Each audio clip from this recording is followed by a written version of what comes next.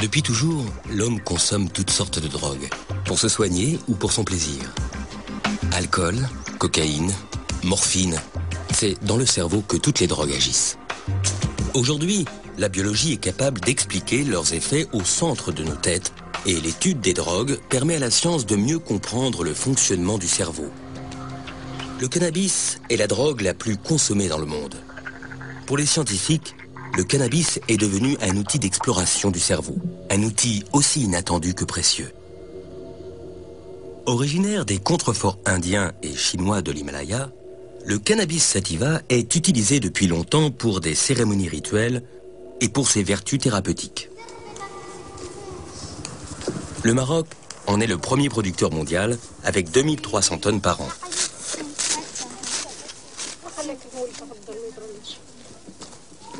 Le cannabis se fume sous la forme de feuilles séchées qu'on appelle la marijuana, herbe ou ganja, ou sous la forme de résine, le hashish. Et le kif, qui est une poudre de pollen extraite des plantes par battage, une technique traditionnelle au Maroc.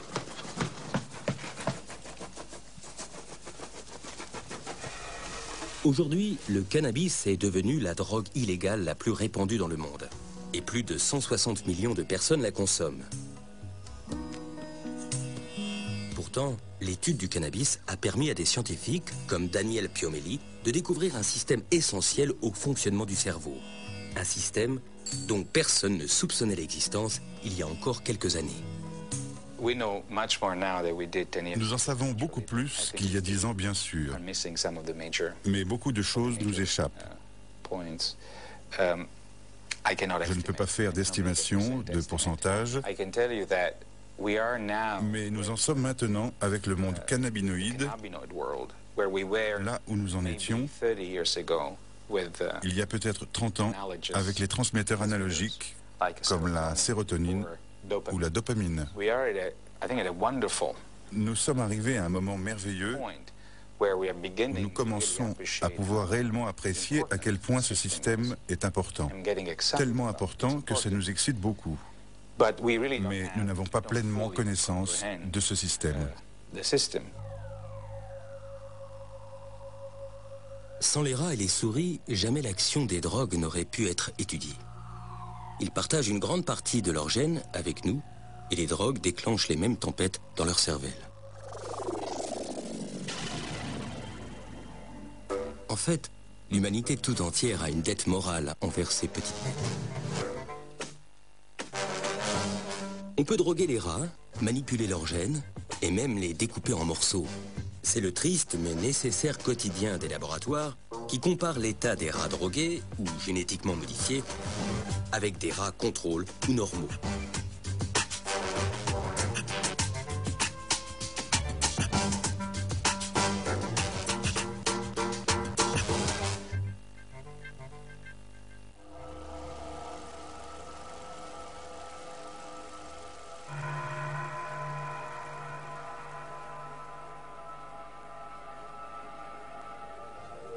Pour agir, toutes les drogues piratent le système de communication du cerveau, car notre cerveau passe le plus clair de son temps à bavarder avec lui-même. Son bon fonctionnement repose sur un dialogue incessant entre nos 100 milliards de cellules nerveuses, les neurones. Pour faire circuler l'information, les neurones s'envoient des messages chimiques qu'on appelle les neurotransmetteurs. Que ce soit la douleur, le plaisir ou le rythme des échanges d'informations, les neurotransmetteurs régulent un équilibre subtil et complexe, dont dépend l'ensemble des fonctions de notre organisme. Entre chaque neurone, il existe un petit espace où règne une intense activité. C'est ici, dans la synapse, que les neurotransmetteurs agissent. Pour faire circuler l'information d'un neurone à l'autre, ils s'emboîtent dans les récepteurs qui leur correspondent. Au début des années 90, des chercheurs s'aperçoivent que le cannabis s'emboîte dans certains de ces récepteurs. Ce que cela veut dire, c'est que notre cerveau fabrique des molécules qui ressemblent au cannabis. Ces molécules et leurs récepteurs forment ce que ces spécialistes, comme Raphaël Maldonado, appellent le système cannabinoïde endogène. Endogène parce qu'il se trouve à l'intérieur de notre organisme. Depuis 80, on connaît qu'en effet, il y a des récepteurs spécifiques. Ça veut dire notre cerveau, notre organisme est préparé pour recevoir ces molécules. pour recevoir les cannabinoïdes.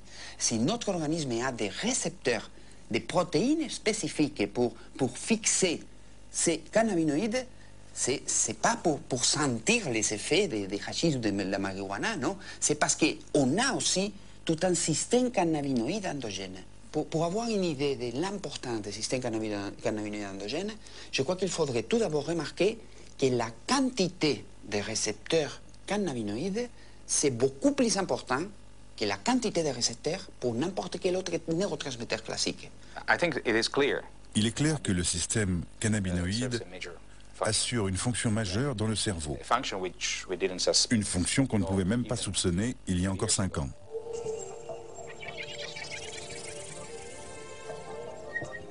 Dans le cerveau, ce système agit notamment sur le cervelet qui gère la coordination des mouvements, le tronc cérébral qui régule les fonctions vitales, le striatum, l'hippocampe et l'amygdale responsable des mouvements réflexes, de la mémoire et de l'anxiété.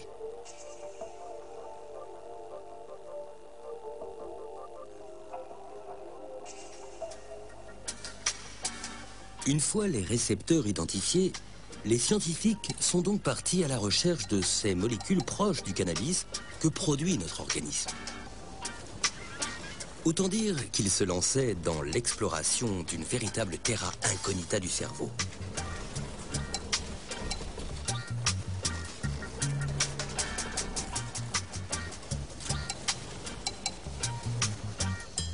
En 1992, ils parviennent à isoler une première molécule cannabinoïde, l'anandamide. Son nom provient du mot ananda, qui signifie félicité en langue sanscrite. 4 autres suivront, mais certains pensent qu'il en existe peut-être une dizaine au total. Si les scientifiques ont fait ces découvertes si tardivement, c'est parce qu'ils n'avaient pas le bon portrait robot. Ils cherchaient des neurotransmetteurs classiques alors que les cannabinoïdes ne leur ressemblent pas du tout. Prenons l'exemple de la dopamine. Ce neurotransmetteur attend, dans le premier neurone, qu'on lui demande d'agir. Il est alors libéré dans la synapse et va se fixer sur les récepteurs du neurone suivant. Les cannabinoïdes n'existent pas vraiment en tant que tels. Quand le cerveau a besoin d'eux, ils s'auto-fabriquent en utilisant les graisses de la surface des neurones. Ils se promènent ensuite dans la synapse et peuvent stimuler leurs récepteurs sur n'importe quel neurone. Neuropharmacologue au Collège de France, Jean-Paul Tassin étudie depuis longtemps les effets de la molécule active du cannabis, le delta-9 tétrahydrocannabinol ou THC. On peut dire que les humains, dans leur cerveau, fabriquent des molécules qui sont voisines des drogues. Quelle est la différence entre les drogues venant de l'extérieur et les drogues venant de l'intérieur? Bien, en fait, une des grandes différences, c'est la quantité. C'est-à-dire que la quantité de produits que vous prenez avec le tétrahydrocannabinol ou l'opium n'a aucune commune mesure avec ce qui est libéré dans le cerveau. Ça, c'est le premier niveau. Et puis le deuxième niveau, c'est la localisation. C'est-à-dire que les produits en question, dans le cerveau, ne sont libérés qu'à un endroit extrêmement précis, au niveau de la synapse et au niveau d'une zone qui a une dimension infiniment petite. Alors que lorsque vous le prenez, que vous l'ingérez, l'ensemble du cerveau est pris par le produit. Et donc tous les sites sont simultanément stimulés. Isso aí. Muito louco. Isso aí. Pode crer.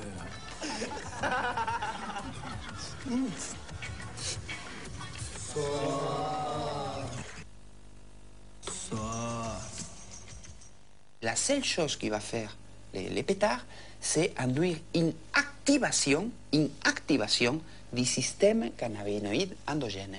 Donc, toutes les réponses que le système cannabinoïde endogène contrôle vont être activées. Sous l'effet du cannabis, les fumeurs deviennent euphoriques. Certaines douleurs et angoisses se dissipent, la sensibilité aux couleurs et aux sons est affûtée, la mémoire des événements récents s'amoindrit, les mouvements se ralentissent, l'appétit est stimulé. Des effets dont l'intensité est sans comparaison avec celle de la cocaïne ou de l'héroïne, et qui valent au cannabis l'appellation de drogue douce. Il n'y a pas d'effet physique gravissime, enfin très important du cannabis, qui fait que tout le monde peut dire ouais, c'est pas si grave que ça. Il y a un effet psychotrope qui existe mais qui n'est pas dramatique non plus. Donc il peut y avoir des défenseurs du cannabis comme il peut y avoir des attaquants du cannabis. Donc c'est un sujet parfait pour s'engueuler. C'est un sujet parfait pour ne pas être d'accord, puisque vous pouvez être des deux côtés et pratiquement les deux côtés ont toujours un peu raison.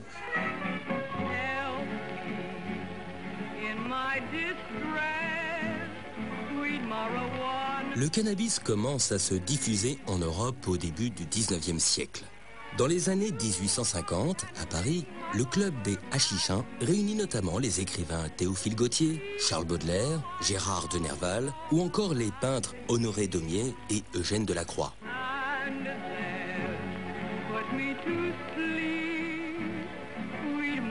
La consommation populaire de cannabis commence véritablement au début du XXe siècle aux États-Unis et dans les pays proches du Mexique.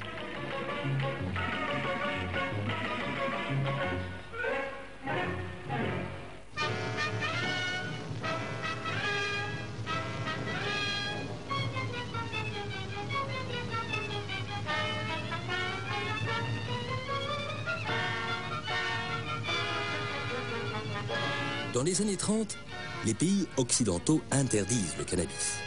Des films de propagande mettent en garde les familles. La marijuana est qualifiée d'assassin de la jeunesse.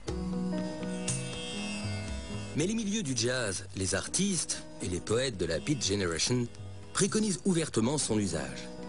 Et c'est avec le mouvement hippie, au milieu des années 60, qu'une véritable explosion de la consommation chez les jeunes a lieu aux États-Unis, puis en Europe. Le cannabis devient la drogue du love and peace.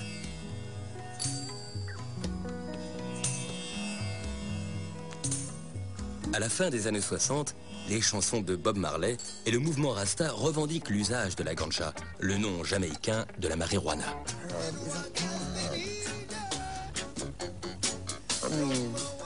Herbs are good for everything. Why these people want to do so much good for everyone who call themselves governments and this and that? Why them say you must not use the herb? You see? And we take that and we can't find, we just see them just say, no, you mustn't use it because it make you rebel.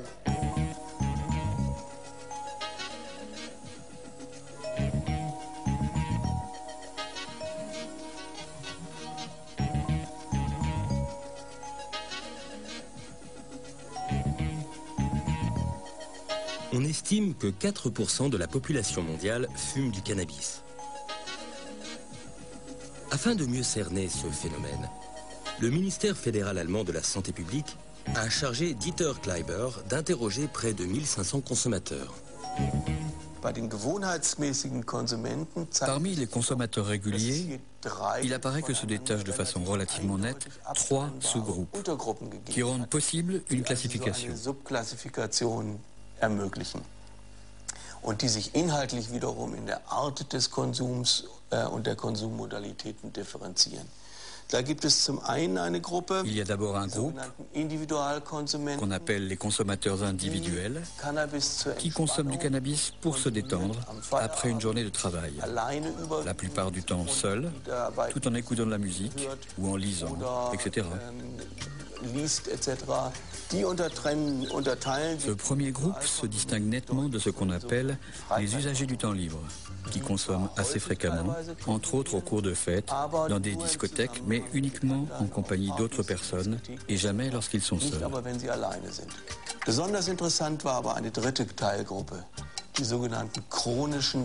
Mais le groupe le plus intéressant était le troisième, ceux qu'on appelle les consommateurs chroniques et de longue durée. Ceux-ci, non seulement ont commencé à l'âge le plus précoce, mais ils sont généralement plus jeunes et leur taux de dépendance est le plus élevé, avec 28%. En conclusion, il nous semble que la dépendance chez les consommateurs de cannabis peut prendre la forme d'une dépendance psychique. Cependant, si l'on compare les chiffres, c'est assez exceptionnel, puisque cela concerne 1 à 2% de l'ensemble du groupe de consommateurs de cannabis. Et surtout, ce groupe déjà vulnérable, qui a connu auparavant des problèmes d'adaptation, des problèmes psychiques. Dépendance. Le grand mot est lâché. Or, le cannabis possède un point commun avec toutes les drogues. Il provoque dans le cerveau une élévation de dopamine, un neurotransmetteur qui est impliqué dans la sensation de plaisir. Apparemment, la simple perspective de prendre des drogues cannabinoïdes stimule l'émission de dopamine, la sécrétion de cellules de dopamine. Les terminaisons qui débouchent dans le noyau accumbens provoquent une sécrétion de dopamine. C'est important parce que le noyau accumbens est une zone du cerveau qui participe à la canalisation de notre désir pour la nourriture ou la drogue. La stimulation de la dopamine et l'activation des récepteurs de la dopamine dans cette zone pourraient stimuler une appétence pour la drogue.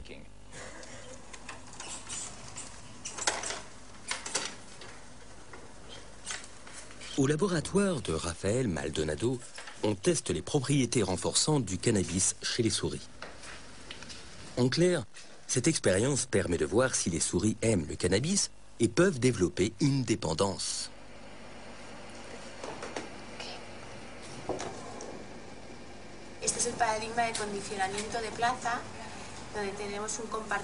Nous plaçons les souris dans une boîte à 2 compartiments.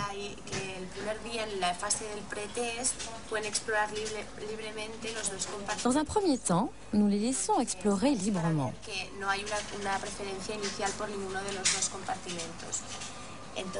Ensuite, nous leur injectons de la drogue dans le compartiment noir et une solution saline dans le compartiment blanc.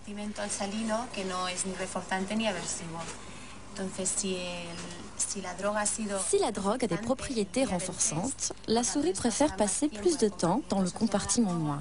Si elle est aversive, elle préférera le compartiment blanc.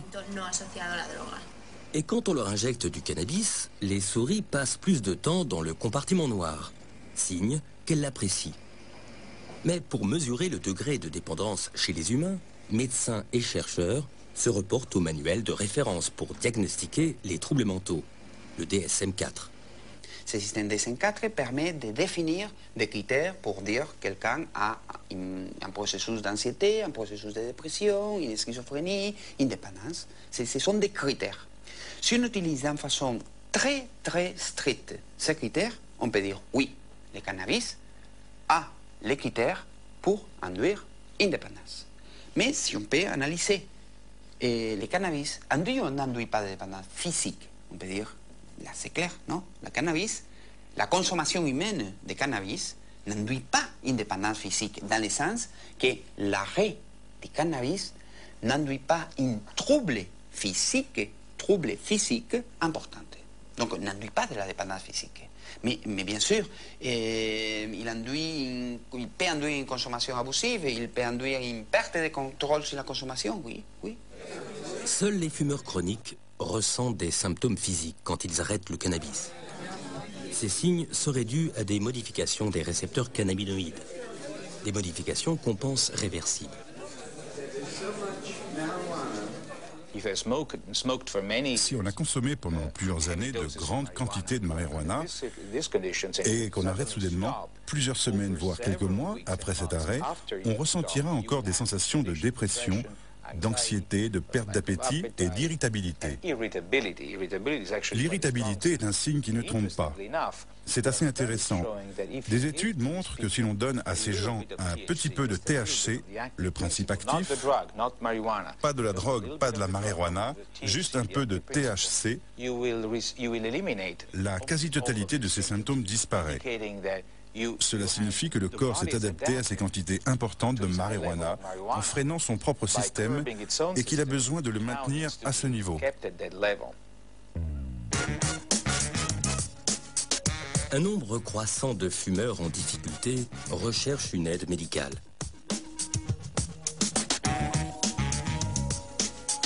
Au service d'addictologie de Philippe Attel, 3% des consultations concernent des consommateurs de cannabis. Alors, Ce qui est vraiment important par rapport au cannabis, c'est d'arriver à faire un diagnostic addictologique très précis. Et ça, c'est souvent complexe parce que autant on a avec d'autres produits une corrélation très claire entre la quantité consommée et le niveau de dépendance ou de risque. Autant avec le cannabis, on n'arrive pas, pour des raisons diverses, à apprécier ce schéma-là. Pour une raison simple, c'est qu'il est très rare que les sujets sachent exactement quel type de produit ils consomment, même s'ils ont un fournisseur qui est tout à fait régulier.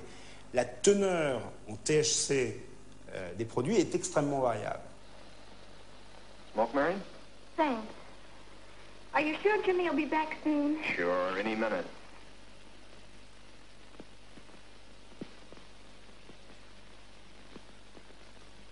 Deuxièmement, quand on est dans une évaluation, et même quand on demande au sujet de noter tous les jours ce qu'il fume, en termes de cannabis, on voit bien qu'il a beaucoup de difficultés à le faire. Pour une raison qui est aussi le fait que le cannabis altère la mémoire immédiate, et puis les pratiques aussi sont différentes. Quand les pratiques sont partagées, savoir sur un pétard combien il en a pris, est-ce qu'il en a pris un tiers, alors il l'a partagé, il l'a pris à 3, mais est-ce que l'autre a plus tiré? On ne sait pas exactement ce qu'il a pris.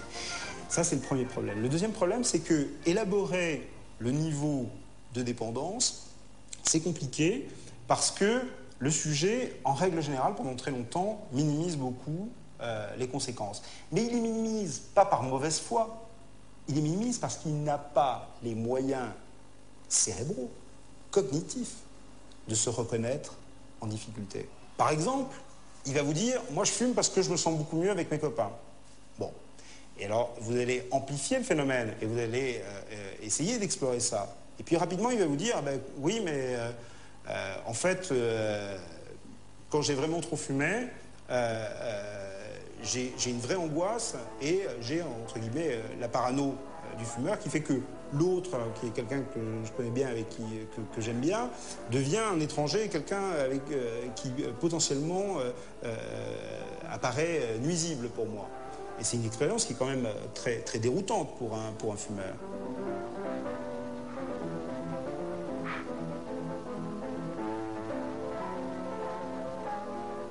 J'ai des dommages, j'ai des ennuis qui sont liés à ma consommation du produit. Et que ces inconvénients, ils me pousseraient à prendre une décision d'arrêter. Et voilà ce sujet dans sa balance décisionnelle. Est-ce que je vais continuer? Est-ce que je vais m'arrêter? Et on va voir qu'il va lui-même remplir la case inconvénients. Et qu'en faisant bouger cette balance, peu à peu, on va l'aider à prendre une décision. Depuis plusieurs années en Europe, la consommation de cannabis est en constante augmentation chez les jeunes. Et en France, la moitié des moins de 18 ans ont déjà fumé un joint. Selon Daniel Piomelli, cet usage précoce du cannabis pourrait avoir des conséquences néfastes sur leur jeune cerveau. Les adolescents ressemblent aux adultes sur bien des points. Ils sont aussi grands que les adultes, leur barbe pousse, ils ont une vie sexuelle, ils ont tout d'un adulte. Mais il y a une chose que les adultes perdent.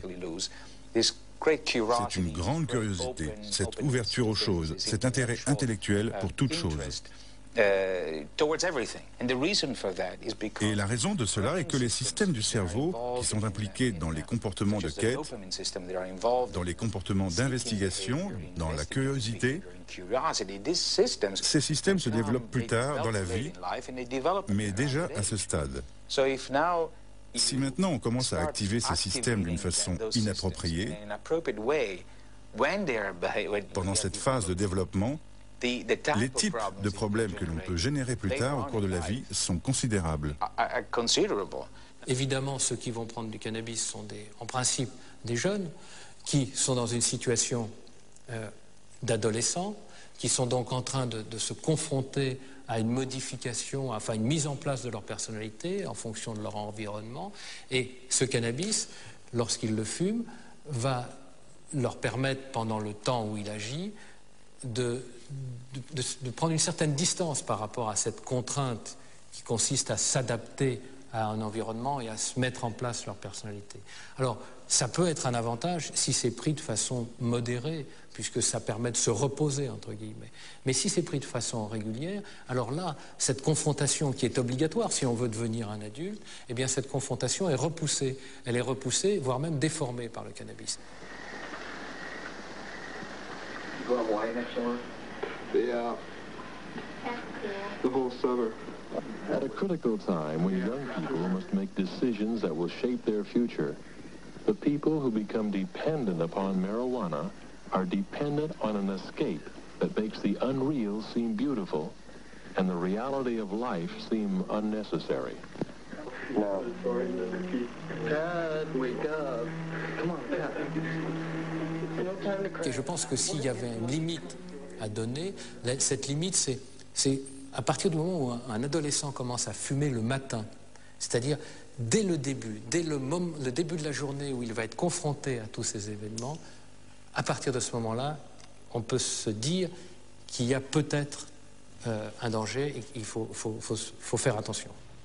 Failing this, the next tragedy may be that of your daughter, or your son, or yours, or yours, or yours.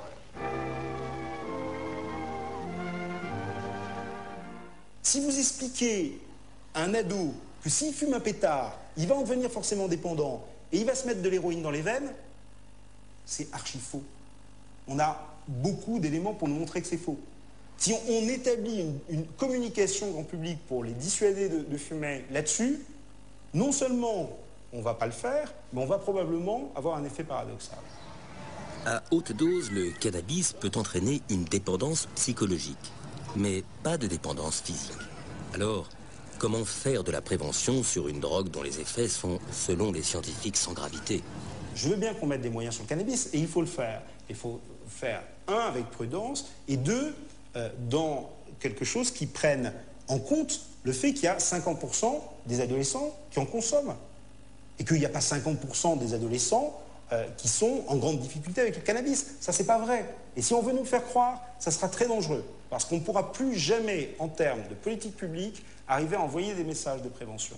Il ne faut jamais mentir à la cible, au sujet à qui on s'adresse, en exploitant des données scientifiques qui sont fausses. Garay, you want to sample the cup entry? The bubble light. Bubble light? It's a nice sharper taste. Awesome. Quand je dis qu'il n'y a que les adolescents qui fument, j'exagère. Bon, malgré tout, c'est la réalité épidémiologique, c'est-à-dire que vous avez une consommation qui démarre pour certains à 13-14 ans, qui va augmenter jusqu'à 18, 19, 20 ans, mais après 20 ans, vous avez une baisse très très rapide de la consommation de cannabis. Ce qui est d'ailleurs une preuve que le cannabis en soi n'est pas un produit extrêmement addictif, puisqu'on voit bien qu'on peut s'en détacher sans difficulté. Et souvent, à partir du moment où les adultes sont rentrés dans une vie de travail et relativement régulière, ils arrêtent de consommer. Enfin, ils consomment de façon tout à fait récréative et sans importance. Charogne, Bouchard, Bordure,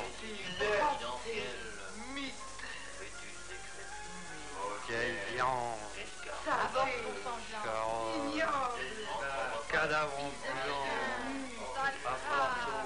Ces dernières années, pourtant, on a accusé le cannabis de pouvoir déclencher un grave trouble psychiatrique, la schizophrénie. Cette maladie se manifeste justement à la fin de l'adolescence ou au début de l'âge adulte. Elle se traduit par une perte de contact avec la réalité, une désintégration de la personnalité, des idées délirantes, des hallucinations.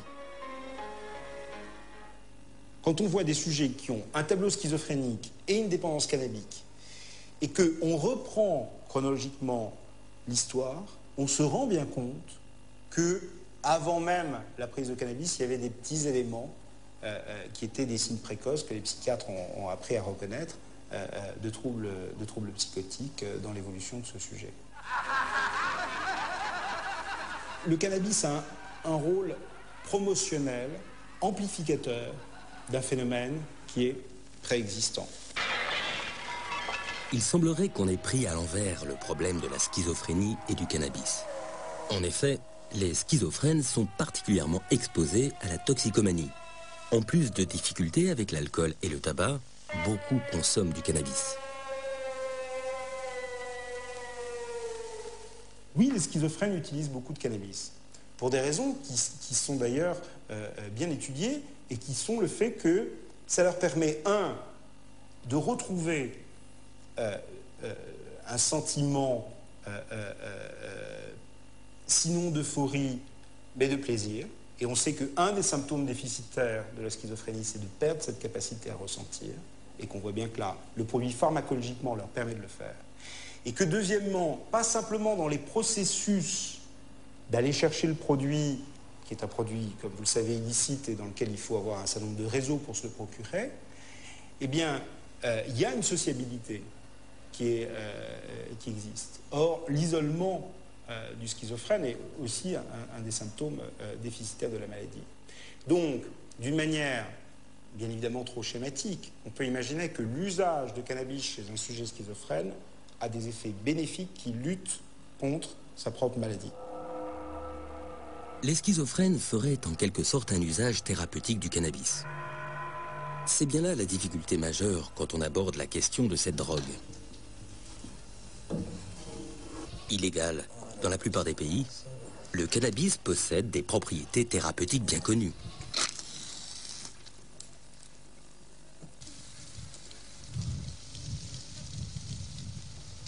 الكيف ميخور كي تباكو السمبري تسنكو انت هانيو يوفو مار كيفي شوف انا حقول لك واش مغير الناس كيوقع فيهم طونسيون وقع فيهم مرض ما تصنع هو نهار كان عندنا حنا ما كنصنعوش كمولا كيبقى شي. D'ailleurs, certains pays comme la Suisse autorisent son usage médical et donc sa culture.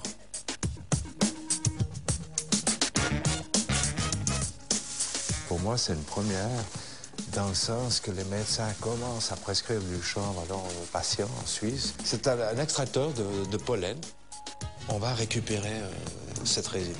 On va la presser pour que ça prenne une forme dure, facile à transporter et à expédier à notre chien malade.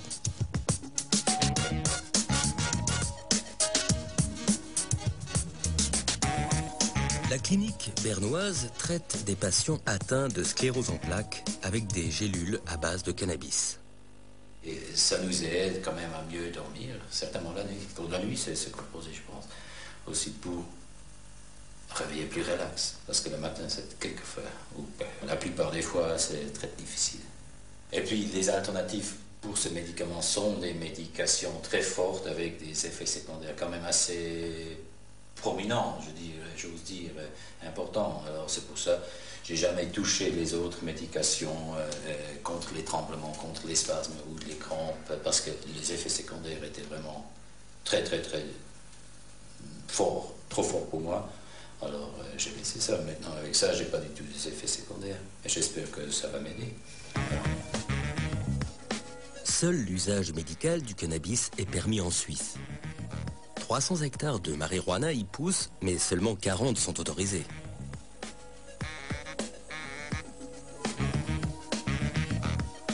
Une grande majorité de la production est en fait destinée à l'usage illégal et à l'exportation. Dans d'autres pays, comme en France, ceux qui ont la main verte se rabattent sur la culture en placard. L'usage et la culture de cannabis y sont interdits. Tous les ans, plusieurs mouvements se rassemblent pour réclamer une révision de la loi. Ils militent notamment pour que certains malades puissent fumer du cannabis.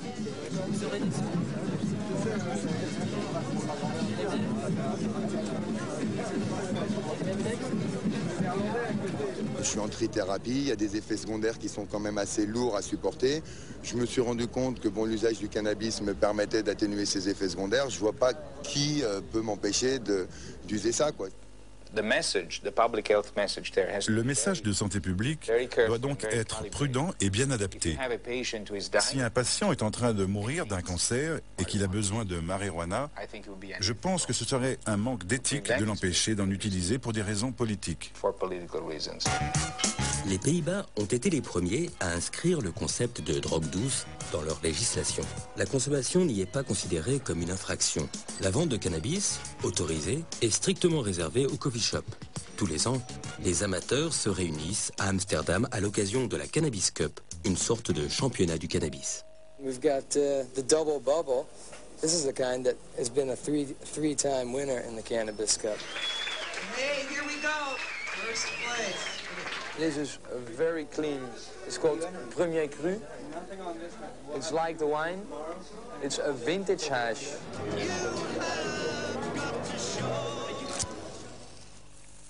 Dans certains pays, des malades du sida ou du cancer ont réclamé le droit de fumer des joints afin de soulager leur douleur ou leur nausée. Ils ont bousculé la législation au Canada, en Australie et en Europe, où le cannabis est autorisé pour des raisons médicales. La marijuana est une drogue et elle produit des effets qu'on ne peut pas demander aux gens de tolérer dans leur vie de tous les jours.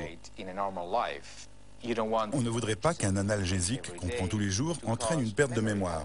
Ce serait un désastre au travail. Ou bien que les patients soient plongés dans un état de constante euphorie.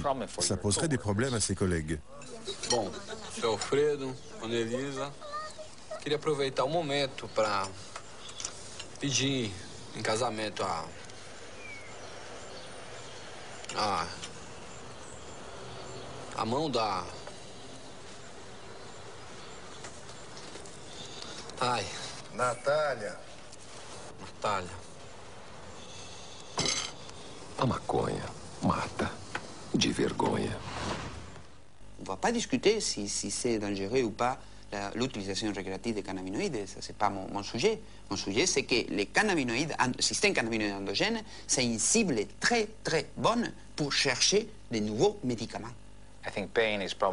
La douleur est sans doute l'un des domaines dans lequel la recherche cannabinoïde pourrait avoir le plus d'impact.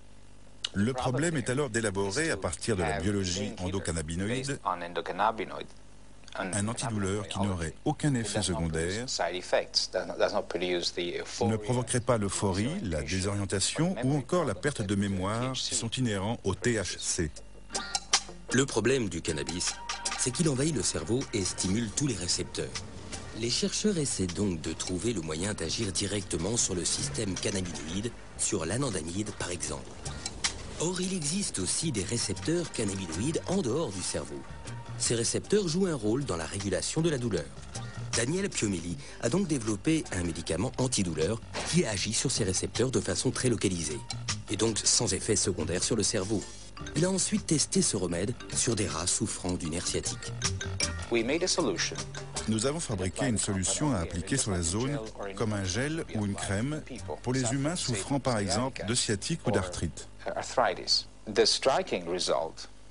Le résultat étonnant, c'est que les animaux traités à base de substances cannabinoïdes ont montré un comportement indiquant une disparition complète de la réponse de douleur. Ce type de crème pourrait traiter des douleurs qu'aucun médicament n'arrive à soulager aujourd'hui. Par exemple, des douleurs tenaces que provoquent des lésions au niveau des nerfs. Un autre état qui pourrait être traité avec les cannabinoïdes, c'est l'anxiété, la dépression. Des expériences sur les animaux ont montré que si on bloque la désactivation de l'anandamide, le chemin qui mène à la destruction de l'anandamide, et qu'on augmente la quantité d'anandamide, au lieu d'avoir les effets que provoque l'activation des récepteurs cannabinoïdes, on n'aura que des effets très sélectifs, y compris un important effet anti-anxiété chez les animaux. Quand l'anandamide a achevé sa mission dans la synapse, elle retourne dans le neurone. Elle est alors éliminée par d'autres molécules. Si un médicament empêchait cette destruction, l'anandamide pourrait agir beaucoup plus longtemps.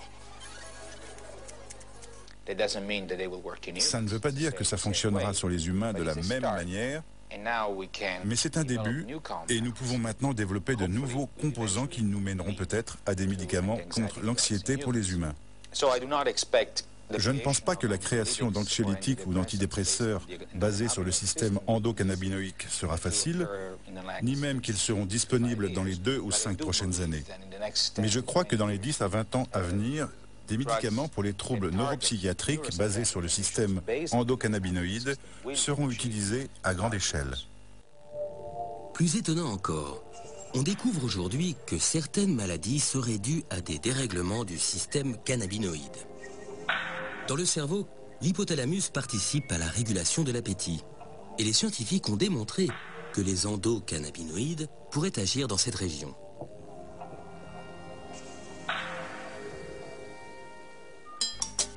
Cette propriété peut servir pour soigner l'obésité.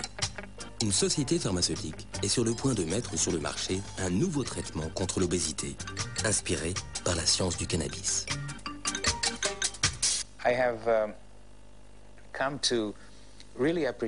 J'apprécie beaucoup plus la science que lorsque j'étais plus jeune. Je ne réalisais pas alors à quel point la science pouvait être utile pour tout le monde, jusqu'à ce que je fasse partie de l'entreprise scientifique. Ce que j'ai également commencé à comprendre, c'est que cette entreprise scientifique trouve son but ultime dans la compréhension de l'humanité et dans l'aide rationnelle qu'elle lui apporte, en particulier dans le cas de la médecine. Et ce savoir doit être transmis à tout le monde. Il doit entraîner une prise de conscience collective, parce que sans cela, il n'y aura jamais de prise de conscience politique. Et sans elle, les découvertes faites dans les laboratoires ne seront pas utilisées pour des prises de décision de santé publique. Parce qu'en définitive, c'est ça qui compte. En explorant les mécanismes d'action du cannabis, les scientifiques ont découvert un système essentiel au fonctionnement du cerveau et à la régulation de l'organisme. Aujourd'hui, ils réalisent des progrès spectaculaires dans la compréhension des effets du cannabis et de notre système naturel. Leurs résultats, encore peu connus du grand public, devraient profondément modifier notre regard sur cette drogue.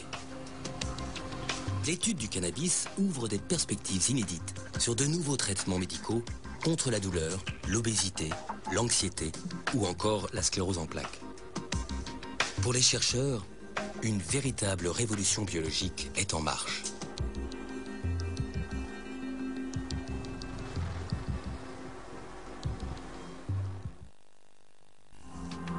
Demain, le dernier volet de notre série Drogue et cerveau sera psychédélique. On y parlera des plantes hallucinogènes, de leur utilisation dans les rituels anciens et de la manière dont elles affectent notre conscience. Ces drogues, les plus vieilles drogues du monde, sont aujourd'hui détrônées par le LSD et l'ecstasy.